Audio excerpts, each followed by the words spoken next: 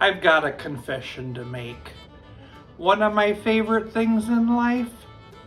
Meatballs.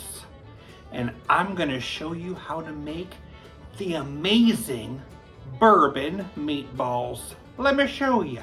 Grab a skillet and we need a cup of apricot preserves, 1/4 cup brown sugar, 2 tablespoons of chili sauce,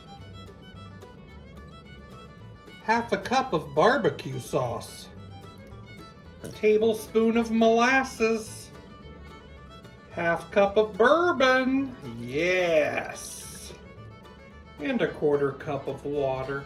Combine that all together and bring it to a simmer. Let that simmer for 10 minutes. So I cooked up a bag of frozen meatballs in the oven, and now I'm gonna add it to that sauce that's been simmering. Mix it into that sauce, and then get them nice and heated. Bourbon meatballs.